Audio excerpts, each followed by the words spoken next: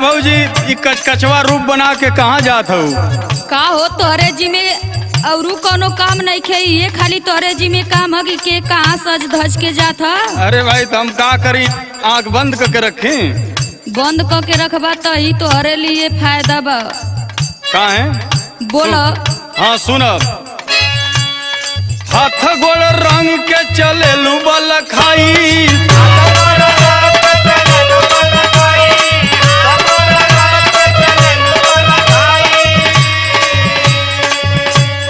हाथ गोड़ रंग के चले लुबल खाई, भौजी बिजुली गिराई, भौजी बिजुली गिराई।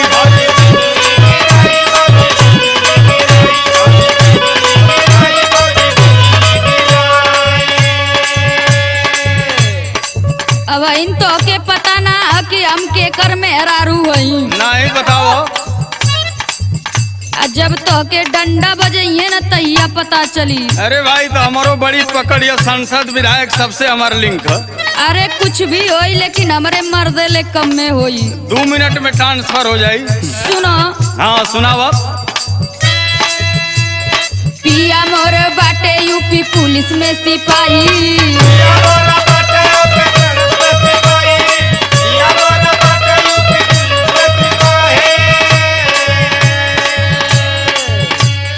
पिया मोर बाटे यूपी पुलिस में सिपाही, देवरू डंडा बजाई, देवरू डंडा बजाई।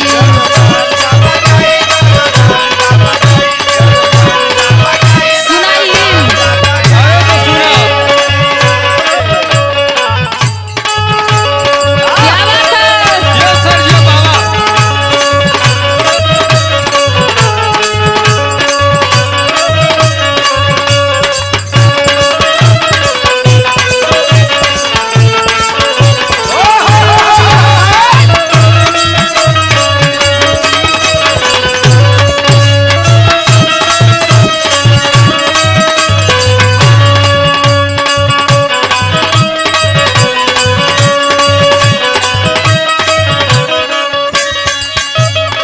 अरे भाई तुहार सैया जी पुलिस में हो तो तोहरे ऊपर कौनो लेवल तो ना लगल है कि तू पुलिस का मेहरारू हो? जे ना लेबर लगा के जाई तो का तू ओकरे? तो सुनब।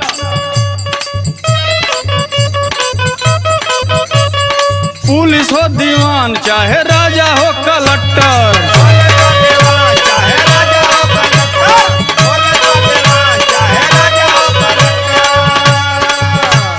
हम के चलावे के बारोडवा पे ट्रैक्टर,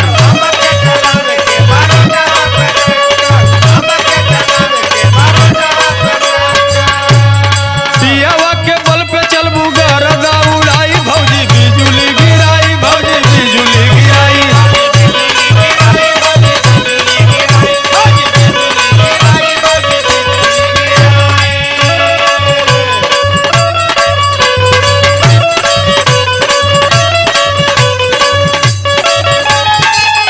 क्या बात है?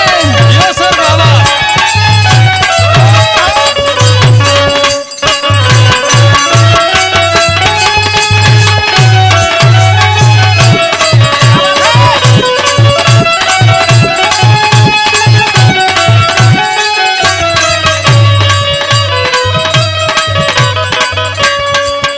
अच्छा ये बात है। हाँ। अब इन भेंट ना भइल। अरे भाई भेंट होई तो का करी, हमहू बतौली था कि हमारो पकड़ बहुत दूर ले है। जैया उनसे भेंट हो जाई तो यही ट्रैक्टर चलावल छोड़ के भाग जाइबा रोड पर से। चलो अब तक पते चली भेंट हो जाइले पर। सुना। सुनावा। जन्मदिन पियावा से भेंट होई जाई,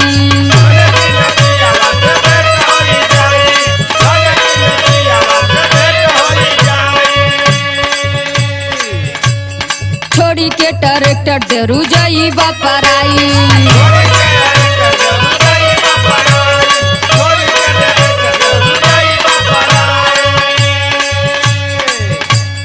चले लगी मुंह पे आ जाई तबाही,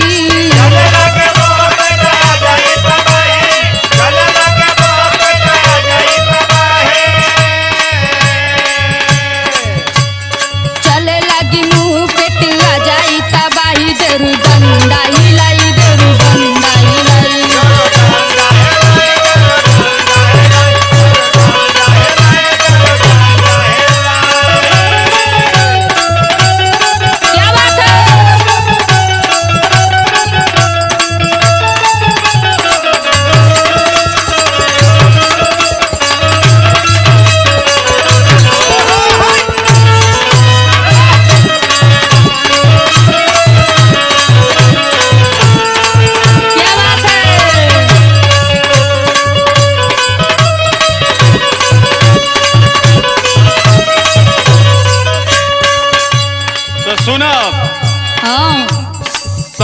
सांसद विधायक से बा हमरो